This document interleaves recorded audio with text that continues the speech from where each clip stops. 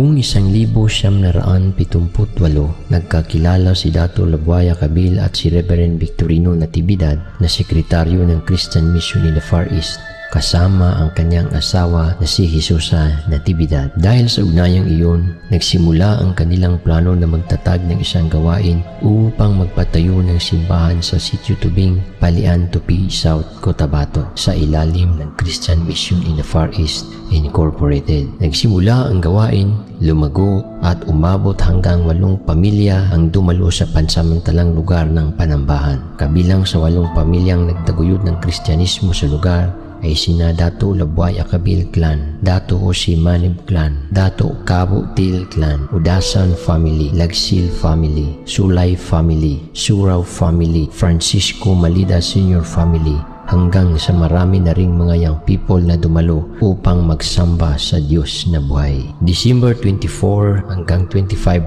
1980, dumalaw ang mga misyonaryong Christian Mission in the Far East kasabay ng medical mission na handog para sa mga katutubo ng lugar. At pinangunahan ito ni Pastor Manuel Udasan at siya rin ang kauna-unahang naging host pastor mula 1980 hanggang 1986. Masigasig ang pamamahala ni Pastor Manuel Udasan sa tulong at grasya ng Diyos, kung kaya't naging disipulo niya sina Mr. Kabutil, Mr. Custodio Labuaya at Mr. Luis Surao na naging pastor din makalipas ang ilang taon na siyang namuno sa mga young people noong panahon. Si Pastor Udasan ay ginamit ng Diyos bilang instrumento kung bakit maraming mga kabataang Blaan ang nagpunta sa Gethsemane Home na isang orphanage na programa din ng Christian Mission in the Far East. Sa kanyang panahon, binigyan niya ang panahon ang kanyang mga naging disipulo upang magturo ng Sunday School bawat linggo, at ito ay sina Mr. Kabutil at Mr. Custodio Labuaya na din nagtagal ay naging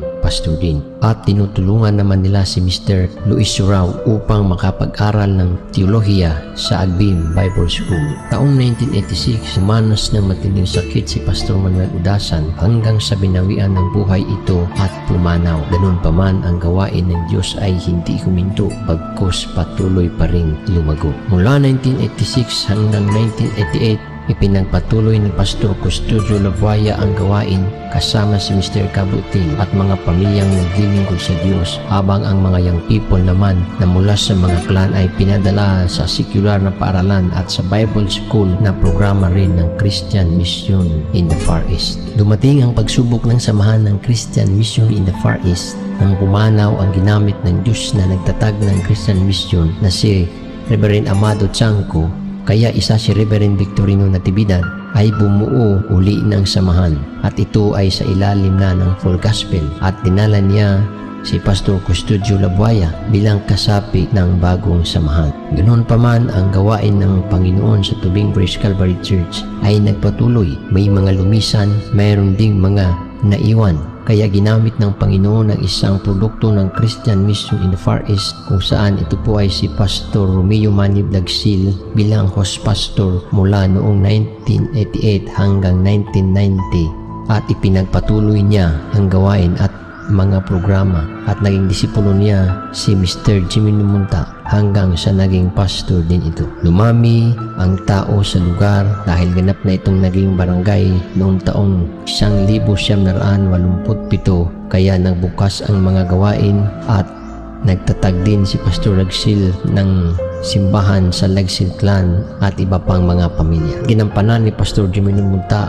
at ipinagpatuloy ang programa at naglingkod bilang host mahigit 1 taon mula 1990 hanggang 1991, hanggang sa itinalaga bilang host pastor si Pastor Eliseo Mamalyas at Pastor Alaida Malida Mamalyas ng kapwa galing sa Antipas Bible School. Pinagpatuloy nila ang gawain ng Panginoon. Marami ring mga disipulo, lalo na sa music ministry. Nagtaguyod din siya ng mga harana, discipleship training at naging church president noon si Mr. Danilo Malida, at aktibo sa pagsuporta sa gawain ng Panginoon sa lugar. Maraming mga pamilyang sumuporta ng financial, material, kaya patuloy itong lumago.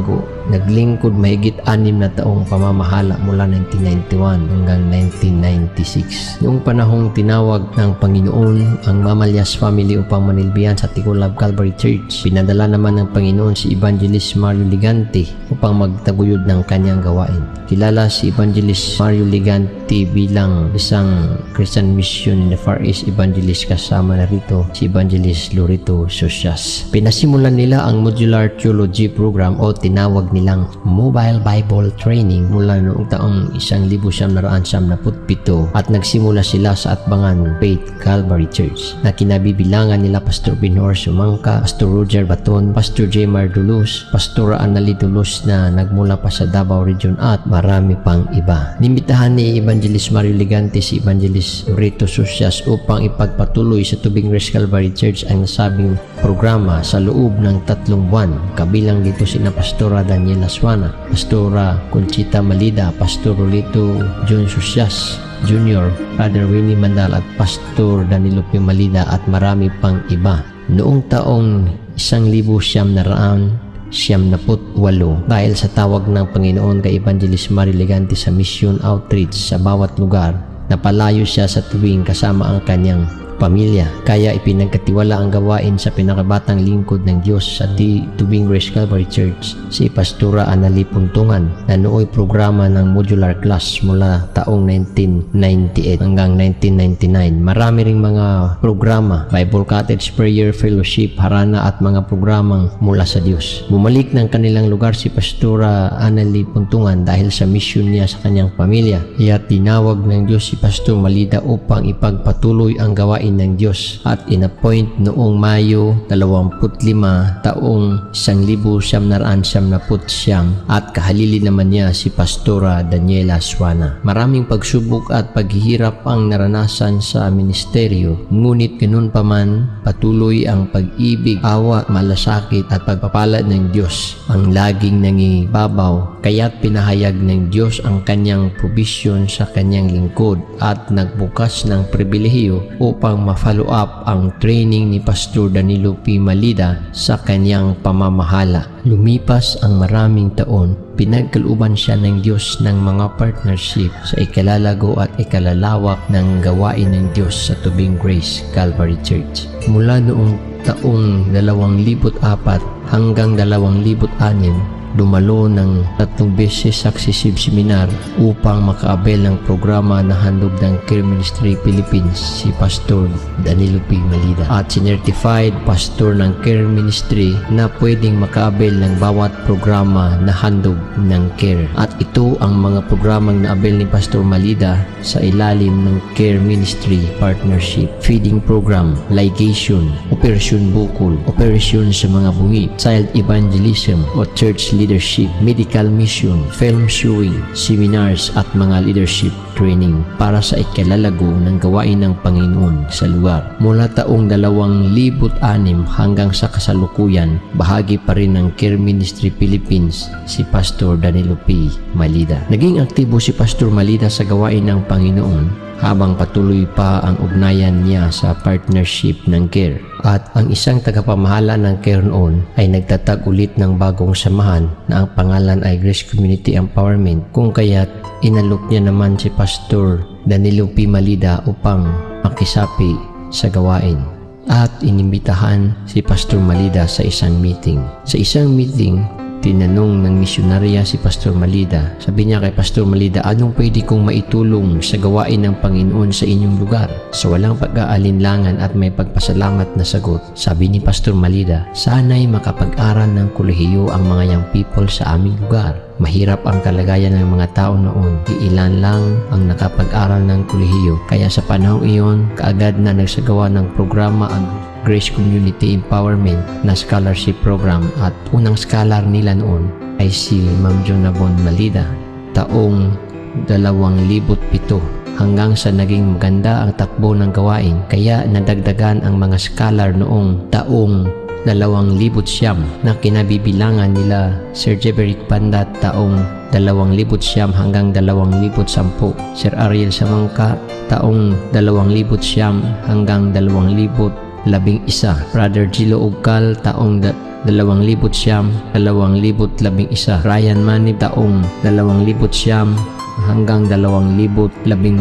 Sergisto Nicalas taong 2009, 2018. Pastor John Malida taong 2009, 2013 at marami pang iba. Ang programang na-avail ni Pastor Malida sa Grace Community Empowerment ay ang Scholarship Program, Dental Mission, Medical Mission, Bible Training Program.